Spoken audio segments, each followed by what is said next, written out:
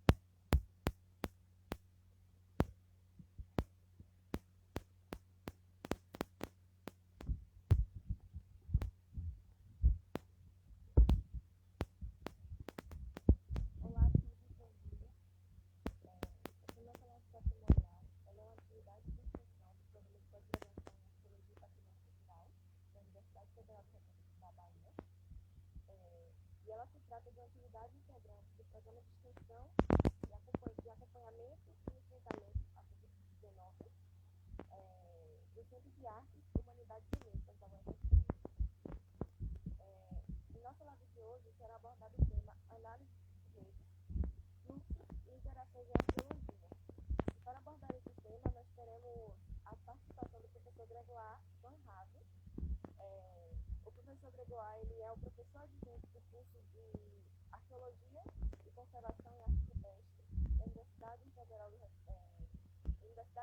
Piauí. Ele é doutor em Arqueologia pela Universidade Federal de Pernambuco, pós-graduação em História Antiga pela Universidade de Bruxelas e mestrado em Relações Internacionais pela Universidade Católica de Louvain. Deixa eu dar uma olhada se você pegou a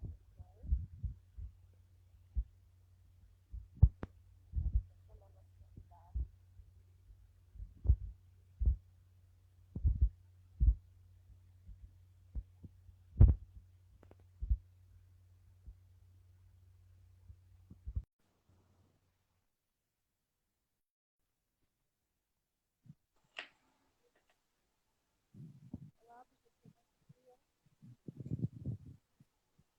Alô? Alô, alô?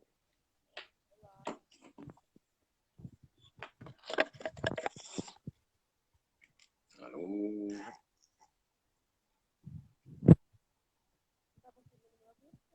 Eu não estou ouvindo. Vocês estão me ouvindo? Eu estou ouvindo uma voz, mas bem longe. O áudio tá horrível. O senhor consegue ouvir agora? Ah, agora tá melhor. Vocês estão me vendo? Tá funcionando? Para mim aqui o seu vídeo está parado um pouco, mas Tá a gente parado? consegue lhe ouvir bem. Pronto, pelo menos isso. Pronto. Professor, em nome do programa de pós-graduação em Arqueologia e Patrimônio Cultural, nós gostaríamos de agradecer a sua participação nesse bate-papo. Eu que agradeço. E para iniciar, eu vou começar lhe fazendo uma pergunta. O que Sim. são as redes e de onde vem esse estudo? Bem, as redes existem no mundo real, não apenas redes humanas, mas redes em geral. Na verdade, uma rede surge a partir do momento em que tem conexão, o contato entre pessoas, ou entre objetos, entre entidades, enfim, seres humanos e não humanos. Ou seja, as redes elas existem que a gente analise elas ou não. Uh, a gente pode pensar num time de esporte, por exemplo, como uma rede. A gente pode pensar numa sala na universidade, numa turma da universidade, como uma rede também. A gente tem hoje em dia redes sociais, que aí sim a gente tem a palavra mesmo, de redes sociais, que são elas, na verdade? São pessoas que, que são independentes uma das outras, mas que, pelos seus contatos, estabelecem uma malha entre elas e que permitem que uma informação produzida por dos integrantes da rede seja transmitida para os outros integrantes dessa rede. Então, eu acho que as redes sociais de hoje dão um exemplo muito claro do que são as redes. Mas, de novo, o estudo das redes não são as redes. O estudo das redes é muito recente. A gente tem alguns indícios no século XIX, mas principalmente no século XX que começou. Começou com experimentos, na verdade. Nos Estados Unidos, fizeram primeiro um experimento que permitiu desenvolver a expressão 6 graus de separação, que diz mais ou menos que numa população todo mundo está conectado em 6 etapas, ou seja, tem 6 pessoas entre você e qualquer outra pessoa.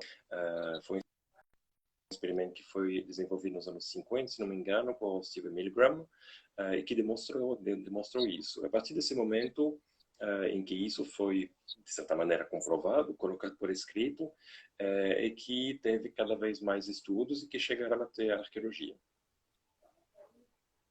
Pronto. E como esse estudo ele é aplicado à arqueologia, professor? Bem, como eu falei, ele chegou à arqueologia, mas na verdade ele não nasceu para a arqueologia, né? Geralmente, os estudos de redes, se não são numa área bem física da estrutura de uma rede em si, são mais aplicados à arqueologia e sociologia. Em que, na sociologia, por exemplo, é possível estudar uma rede atual, como, por exemplo, a influência de uma rede social, a influência de fake news dentro de uma rede social, por exemplo, ou dentro de uma população. Aí o objeto é diretamente presente na frente da arqueologia, um pouco mais Não tem em nosso país. complicado, porque, claro... Pode continuar. Pode continuar. É um pouco mais complicado porque a população não está mais à nossa frente. Então, geralmente, como se faz em arqueologia, a gente usa intermediários materiais, ou intermediários de informação, etc., etc., que nos permitem não reconstituir a rede original, claro, mas abordar essa questão da rede através do registro material. Isso é aplicado para os vestígios materiais, para patrimônio material também, ou seja, tem uma série de contextos nos quais isso é possível, isso pode ser feito. Tem análise de redes, principalmente em arqueologia, geralmente se usa isso a partir de certas matérias-primas.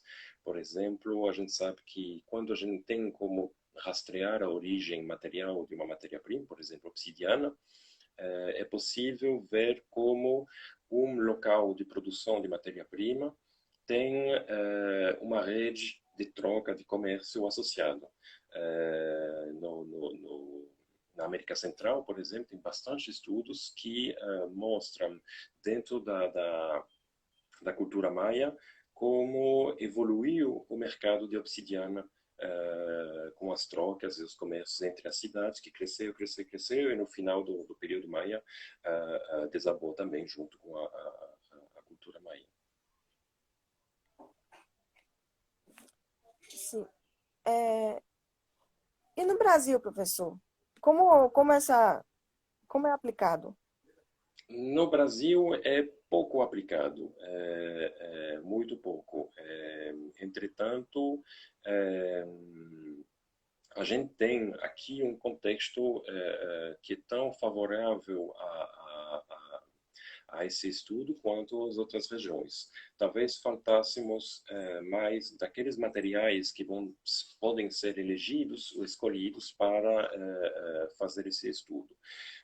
Mas, de forma geral, nada impede a gente de abordar qualquer cultura, qualquer outro material, com a análise das redes. A gente pode ver a análise das redes como um tipo de análise que pode ser feito a mais dentro de todas as coisas, de datação, de análise tipológica, morfológica, tecnológica, sobre o material. Pense um pouco, por exemplo, sobre cerâmica tupi. Necessariamente, não é que cada sítio tupi desenvolveu uma cerâmica tupi do nada. Havia necessariamente contatos entre as pessoas. Sempre que a gente identifica contato entre pessoas, tem uma rede. Qualquer que seja seu nível, né? A gente pode pensar numa rede muito tênue, muito fina, apenas para troca de informação, que aí vai deixar poucos vestígios materiais, até trocas realmente materiais de tipo comércio, por exemplo, onde o mesmo objeto vai ser produzido em um lugar e transportado até outro lugar para ser consumido, utilizado, etc, etc. No Brasil, eu comecei os estudos para arqueologia a partir da arte rupestre, e a gente percebe que a dificuldade principal é que é a própria noção de rede, na verdade, é a própria noção da gente considerar as populações do passado tendo contatos entre si. Essa é a principal limitação. É uma abordagem que é pouco explorada, na verdade. Que começa a ser explorado, né? Começa a ter trabalhos que trazem essa questão. A gente tem alguns trabalhos que são mais do lado antropológico. Teve um trabalho nos anos 60, se não me engano, que foi feito no Parque do Xingu, que analisou as trocas de materiais entre as diversas populações. Tem trabalhos na área Yanomami também, entre as Guianas e o norte do Brasil.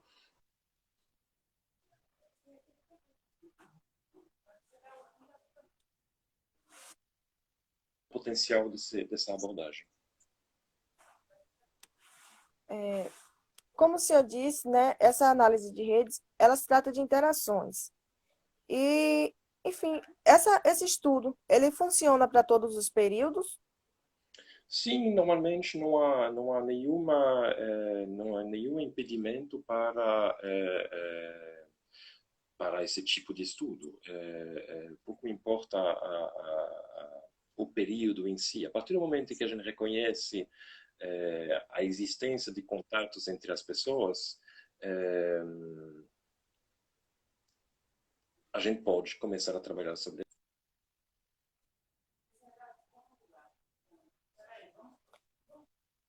os mais recentes. Mas, como não é necessariamente algo que é estudado com qualquer material, de todo jeito, a quantidade de material importa pouco. O que importa é encontrar aquele material que é mais testemunho das trocas, do contato, das interações e dos fluxos dessas trocas, dessas interações.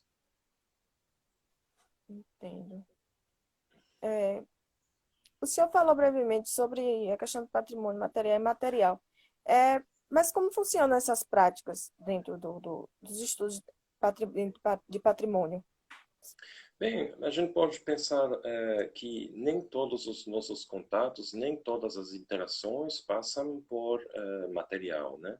Ou seja, uma rede não depende apenas da troca de coisas.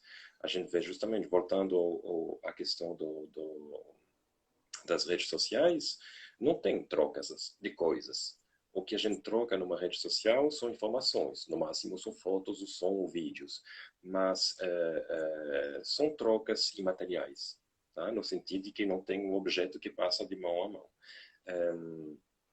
Isso é também um tipo de rede, e muitos estudos são feitos justamente a partir dessas redes sociais, porque a gente sabe que elas coletam muitos dados, né? Todas as transações, os contatos que são feitos no Facebook, no Instagram, no WhatsApp, são registrados em algum lugar. Isso permite que a gente tenha acesso a volume de informações muito grandes. No caso da arqueologia, para analisar um ritual, por exemplo, uma prática, é muito mais complexo porque, mas isso de novo é uma coisa da arqueologia mesmo, é tudo fragmentário. Ou seja, a gente não tem mais acesso ao ritual em si, a gente vai ter acesso a vestígios de certas práticas. Mas a análise em si, uma vez que a gente identifica esses elementos, a análise funciona da mesma maneira, que seja para uma prática material ou para uma prática imaterial. O que a gente precisa? A gente precisa de encontrar esses elementos e a ligação entre eles. A ligação entre eles ela pode ser o mais básico é uma ligação espacial. Ou seja, por exemplo, a gente tem dois sítios onde a gente encontra vestígios que testemunham de uma mesma prática, necessariamente tem uma relação entre eles que a gente pode ter que a gente pode simbolizar por uma linha, por exemplo.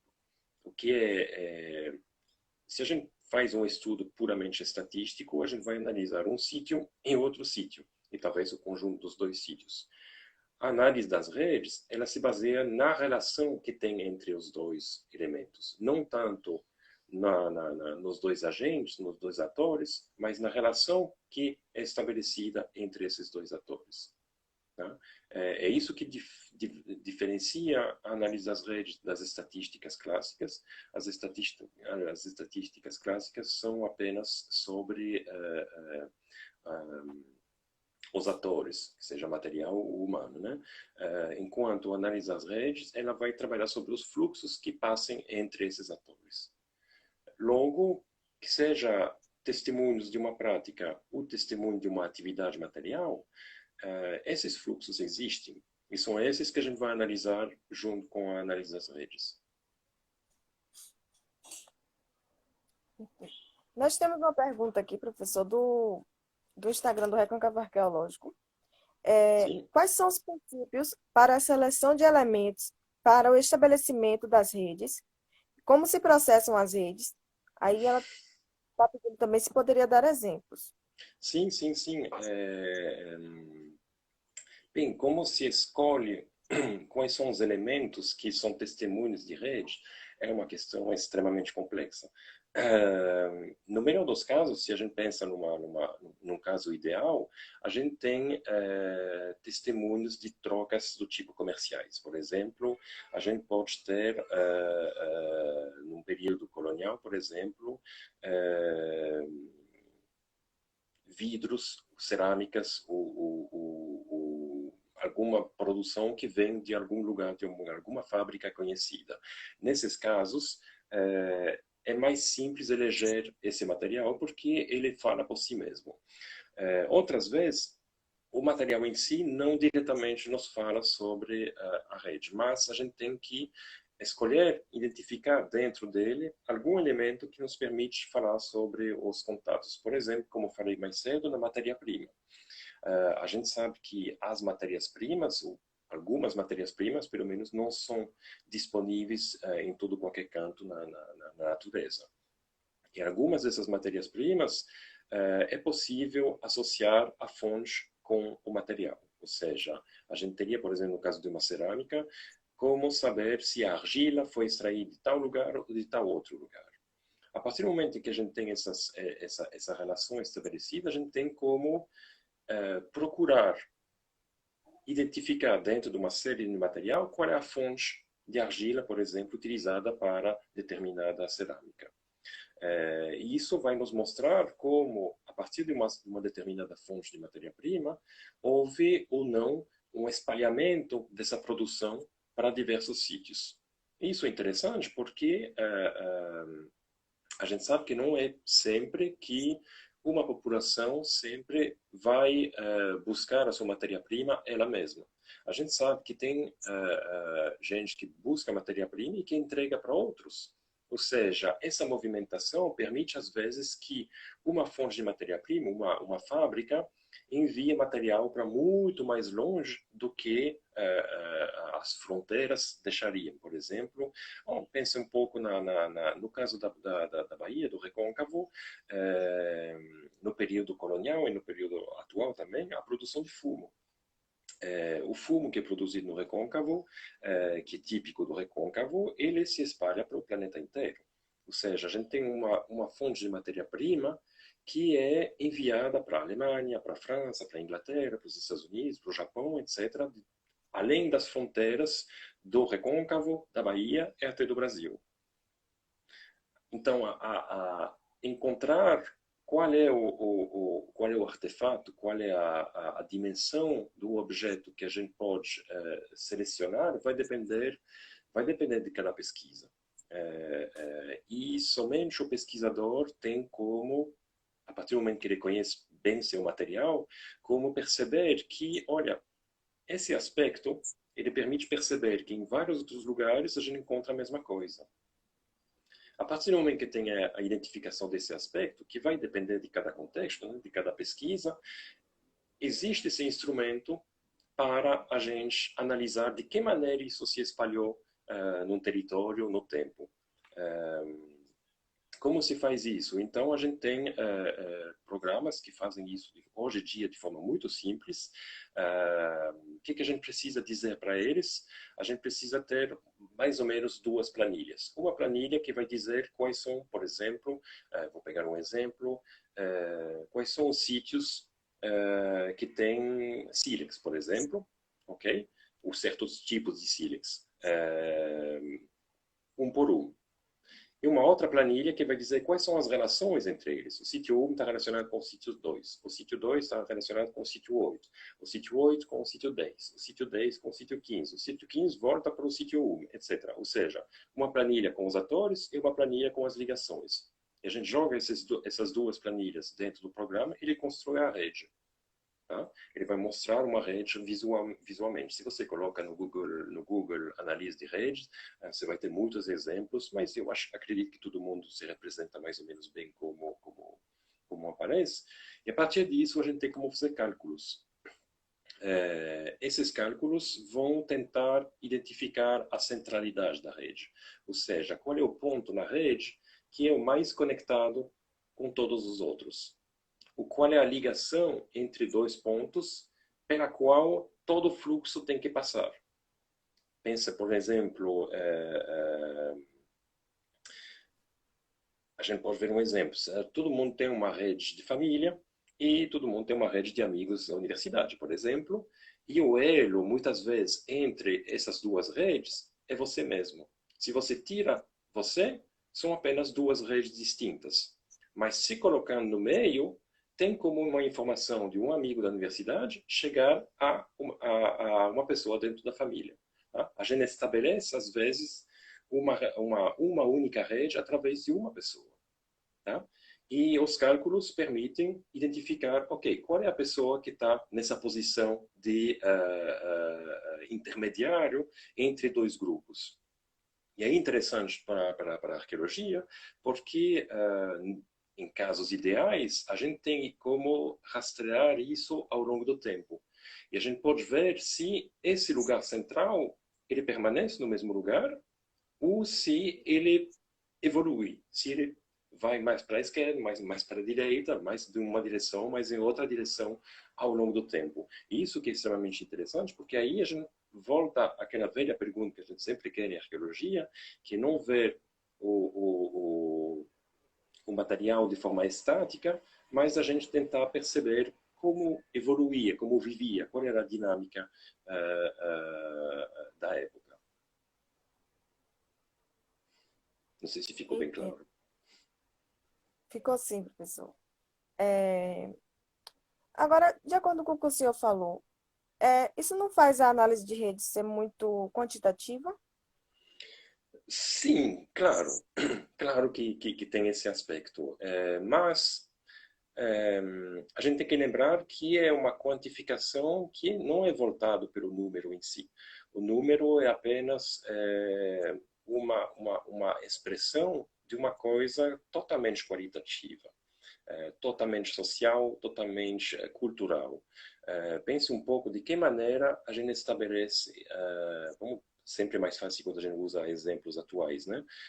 De que maneira a gente cria nossas redes sociais, como que a gente atua lá dentro, quem são as pessoas que a gente escolhe para interagir, quais são as pessoas que a gente escolhe para não interagir. Isso é uma escolha individual, claro, mas a gente não pode negar também que tem tendências coletivas também. Esse coletivo pode mudar de pequeno a grande, né? Mas a gente tem comportamentos coletivos também. Então, a rede, mais do que as estatísticas, puras estatísticas, é isso que ela pode nos mostrar. São comportamentos coletivos, são tendências coletivas, são tendências sociais, na verdade. O fluxo, as interações, são essencialmente sociais. Tá? E essa interação que é o objeto da análise da rede. Não é pelo puro prazer de fazer um lindo gráfico e de poder colocar as palavras estranhas no trabalho. A gente vai para uma análise da rede para tentar identificar interações. E essas interações são entre pessoas. Então, quantitativos, sim, são cálculos, são algoritmos, são fórmulas, mas elas são voltadas para entender um contexto completamente social, algo que só acontece dentro de uma sociedade. É diferente de medir uma peça, por exemplo, que é quantitativo também, mas que é voltado para o objeto. Aqui é quantitativo, mas é voltado para a pessoa. Entendo. Professor, e esse estudo da análise de redes, quem pode fazer esse estudo? E ele é um estudo muito complicado? Parece complicado, é verdade, tem que admitir isso. Mas, a priori, todo mundo pode fazer, não é tão complicado assim. Já tem uma literatura crescente, tem programas que são gratuitamente disponíveis online. Posso dar como referência o GEFI, por exemplo, que vocês encontram gratuitamente, que funciona muito simplesmente, tem até exemplos disponíveis quando você baixa o programa, instala o programa. E tem tutoriais na internet para você refazer os exercícios e perceber realmente o que acontece, como se faz. A partir disso, é tentar reproduzir com o material arqueológico. A análise da rede em si não é muito complicada. Para a gente, arqueólogo, o que é complicado é encontrar qual é o material que pode ser utilizado para isso.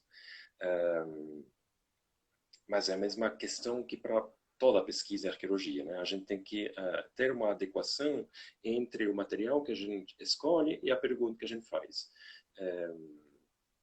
Por exemplo, eu posso analisar uma rede social a partir dos dados da rede social. Eu não posso analisar uma rede social a partir da marca do carro das pessoas, por exemplo. São duas coisas que não correspondem. Essa é a dificuldade, na verdade. Uma vez que isso uma vez que cada pesquisador, dentro do seu contexto, consegue identificar, milagre, um objeto, uma dimensão de certo objeto que permite esse tipo de informação, a análise é relativamente simples. Quase que se torna igual a fazer uma descrição tecnológica de um objeto. Quer dizer, dá para fazer. Nem todo mundo vai fazer uma descrição tão precisa que queria, mas todo mundo consegue fazer. Mais ou menos. Nem com tudo, né? Eu sei que você já falou um pouco sobre o que pode ser analisado numa rede, mas eu gostaria de pedir que o senhor aprofundasse um pouco mais sobre isso, sobre o que pode ser analisado numa rede e para que ela serve exatamente. Bem, eu vou então lhe dar um exemplo prático. A gente está organizando a reunião da SAB Nordeste agora, né? E eu fiz um exercício bem simples de ver os trabalhos que fiz. E isso na época da submissão dos simpósios. Então, quando as pessoas mandaram propostas de organização de simpósios.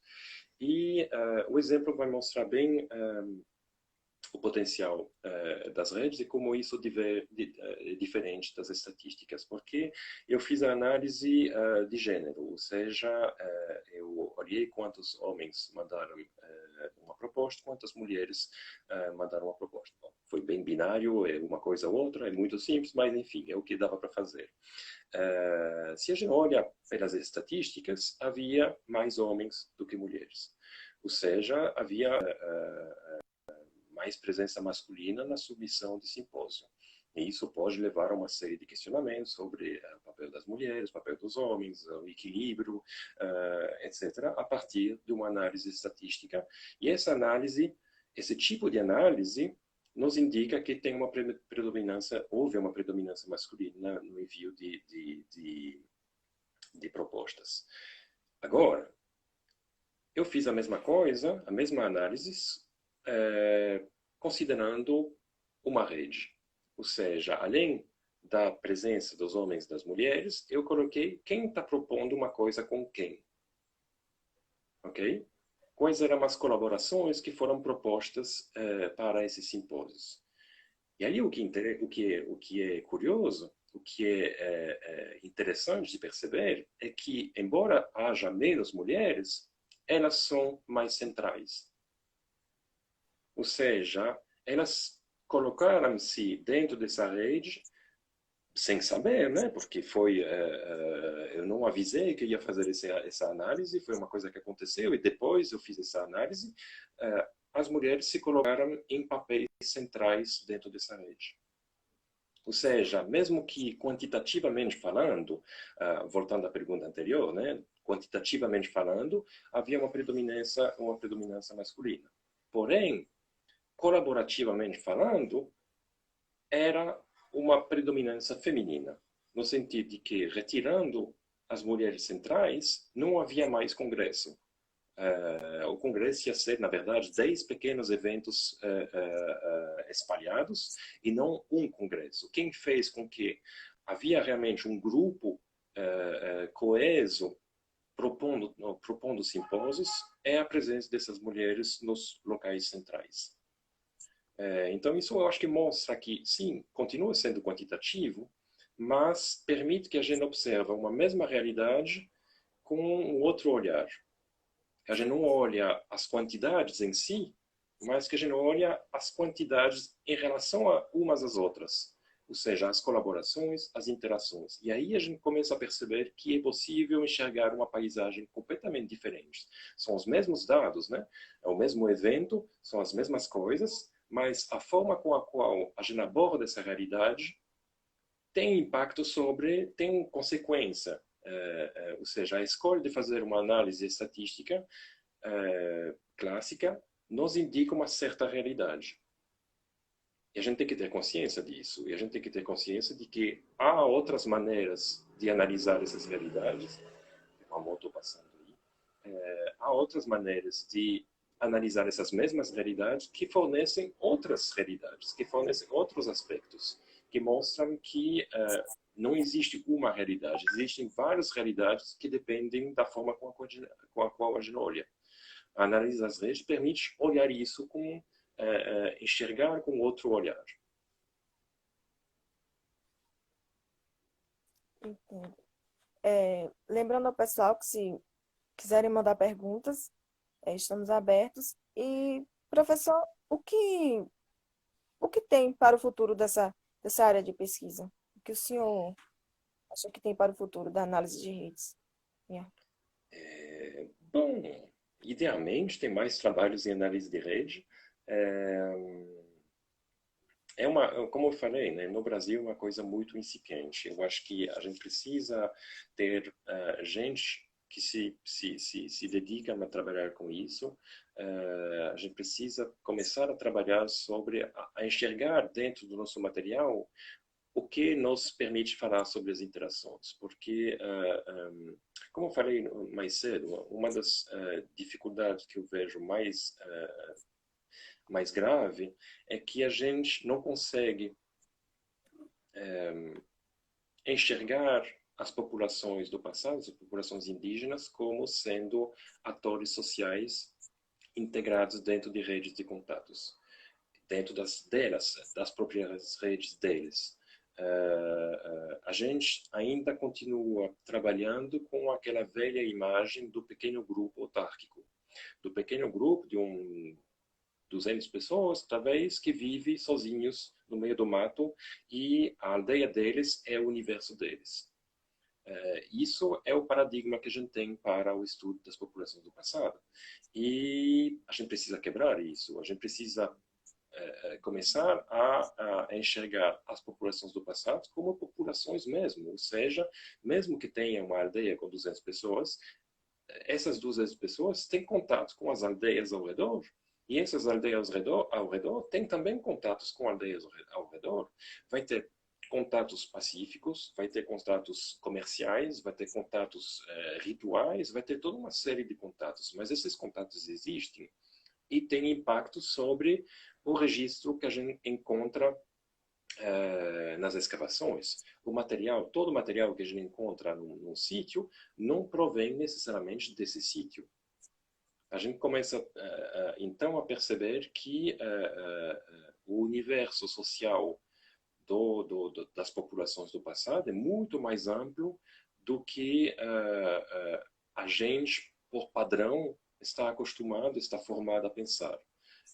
Essa ideia do grupo indígena nucleico, fechado e voltado para si mesmo, precisa ser revisto. Eu acho que para o futuro, se alguma coisa pode, se a análise de rede pode levar a alguma coisa, é uma revisão desse modelo, a quebra desse paradigma, é parar de ver as populações indígenas do passado, e do passado de ontem a 10 mil, 20 mil anos, né? Como grupos fechados. A gente tem que começar a estudar eles como grupos abertos em contatos. Populações indígenas e todas as outras populações, né? Populações afrodescendentes também, a gente sabe que havia contatos, havia trocas, havia interações entre eles também. Enfim, todas as populações que a gente possa estudar em arqueologia podem ser vistas como algo aberto, um coletivo aberto e que estabelece contatos e trocas e que recebe e emite informações para os outros. Para o futuro, eu acho que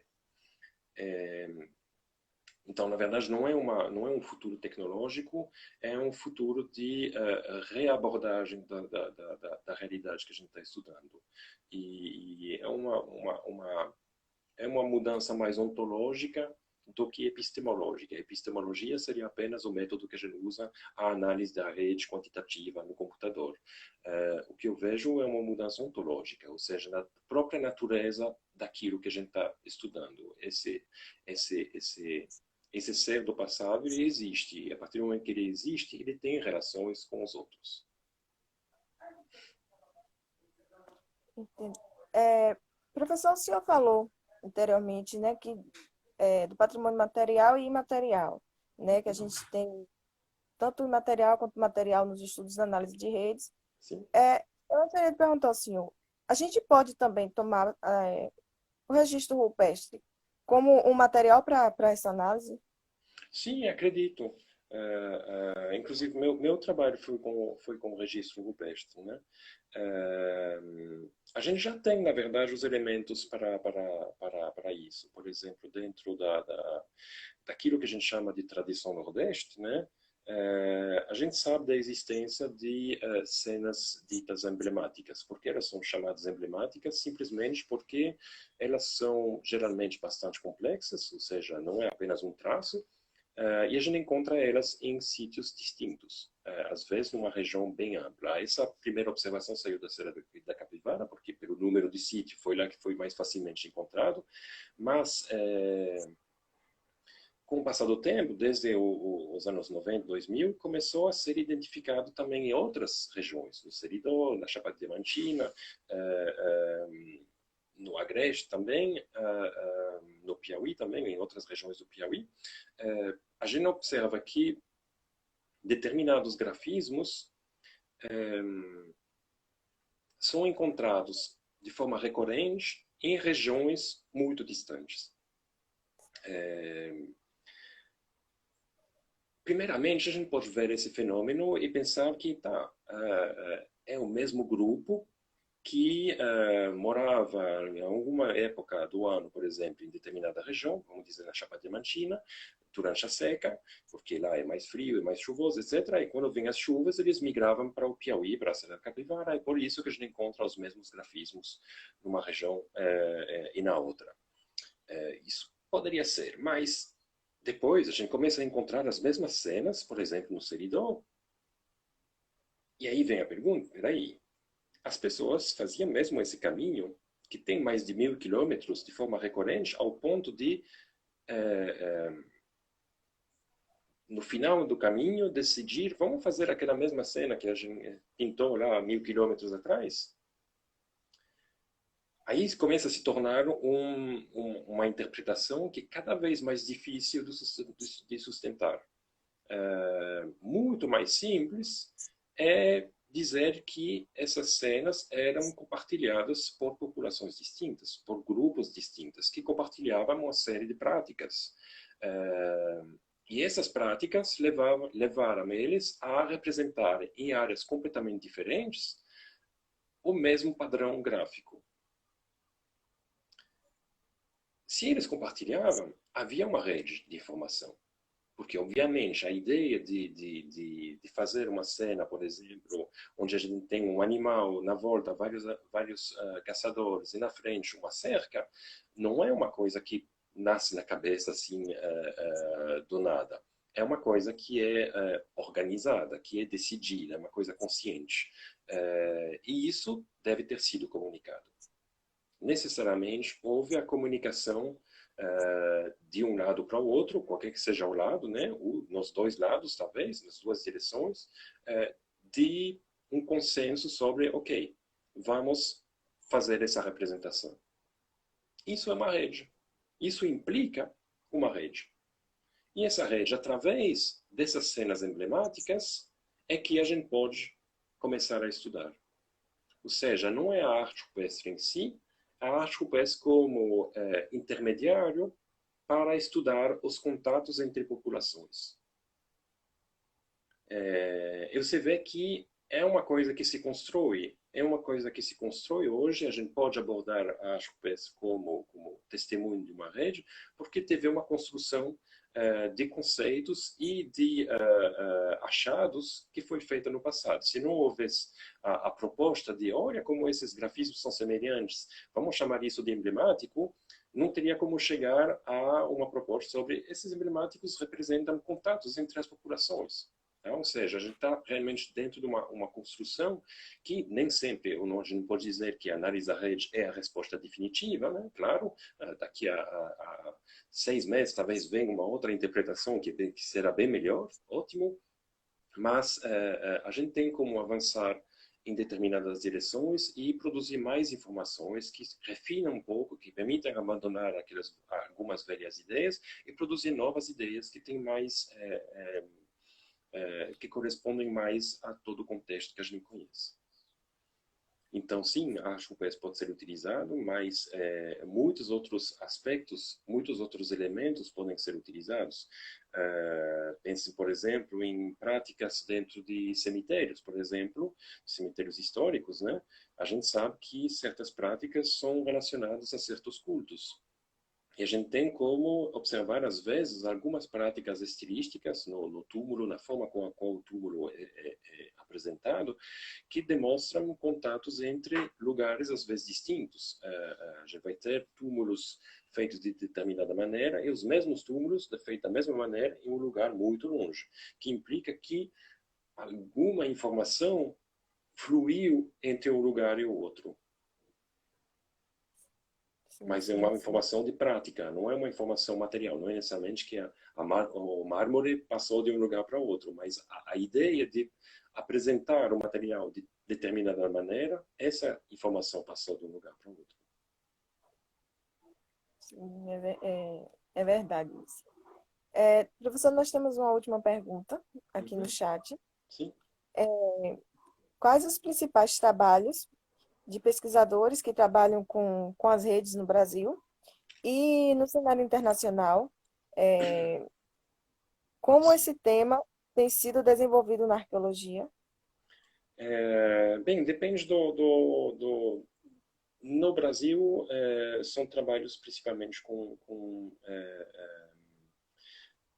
redes de trocas indígenas em diversas regiões, né?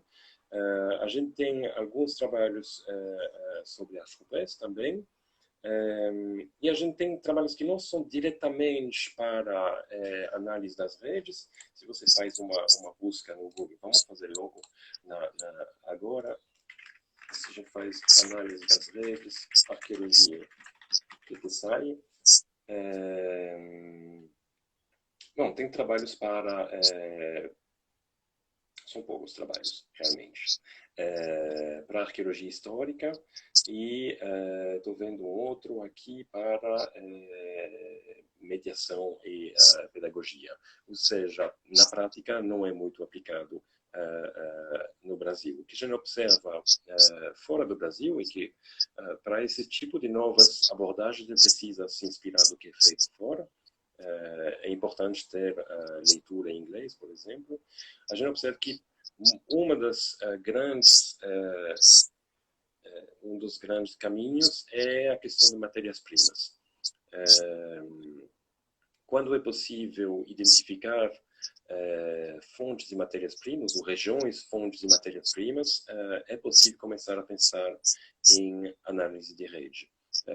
Isso é feito com obsidiana, foi feito recentemente com as pontas de flechas Clovis, foi feito com todo o material que foi encontrado no Ötzi, na Suíça, aquele homem que foi congelado e que foi encontrado congelado, com toda a parafernália dele. E dependendo dos períodos, é possível fazer essas análises com mais material. Tem muitos trabalhos feitos no período romano, através das trocas de cerâmica, através das moedas, porque realmente lá, bom, já tem um contexto mais maior, os romanos gostavam de deixar coisas, então é um registro mais fácil também, é um registro mais diversificado. Então é uma situação um pouco mais fácil. A gente tem análise de rede também, voltando na América do Sul, sobre as trilhas Inca. A gente tem trabalhos que estão começando a aparecer com fontes de matéria-prima também, para pigmentos de hematita no norte do Chile. Enfim, são vários trabalhos em vários lugares que não é um tipo de estudo, que mostram que não é um tipo de estudo muito difundido ainda, mas que é uma coisa extremamente valiosa em certos contextos.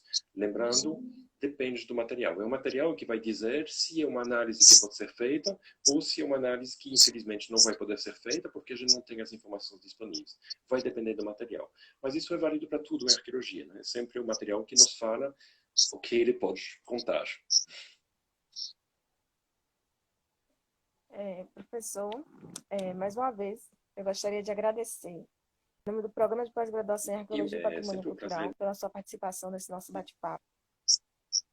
E agora, em uns 10 minutinhos, se o senhor quiser falar mais alguma coisa.